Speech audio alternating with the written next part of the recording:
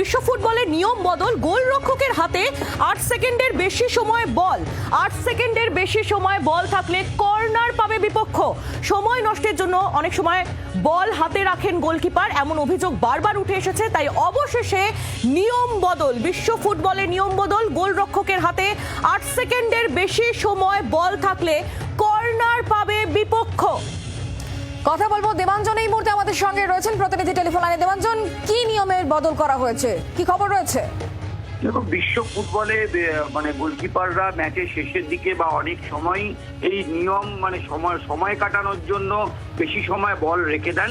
এটা অনেকক্ষণ ধরেই অনেকদিন ধরেই ফিফা দেখছিল, এবং ফিফার যে টেকনিক্যাল কমিটি, সেই কমিটির সর্বোচ্চ পদে রয়েছেন প্রাক্তন কোচ আর্সেন ওয়েঙ্গার, যিনি আর্সেনালের কোচ ছিলেন। ফরাসি এই ভদ্রলোক এই মুহূর্তে ফিফার নিয়ম কানুন দেখেন। তিনি অনেকগুলো নিয়ম, কয়েক দফা নিয়ম পেশ করেছেন, পরামর্শ, সেগুলো ফিফা গ্রহণ করেছে। তার মধ্যে প্রথম নিয়ম হচ্ছে, গোলরক্ষক হাতে 8 সেকেন্ডের বেশি বল ধরে রাখলেই তাহলে কিন্তু সেই গোলরক্ষককে যদি 8 সেকেন্ডের বেশি সে বল রাখে তাহলে সেক্ষেত্রে কর্নার দেওয়া হবে। এরকম যেমন একটি নিয়ম আনা হয়েছে। দ্বিতীয় যে অফসাইডের নিয়ম, এখন আমরা দেখি যে অফসাইডের ক্ষেত্রে যে একজন খেলোয়াড়ের পুরো শরীর যদি কয়েক মিলিমিটারও থাকে তাহলে অফসাইড দেয়। এখন নতুন নিয়মে বলছে যে ডিফেন্ডারকে অতিক্রম করে গেলেই গিয়ে যদি বল ধরে তবে সেটা অফসাইড। এটাও বেশ বোঝা যাচ্ছে। ধন্যবাদ দেবাঞ্জন।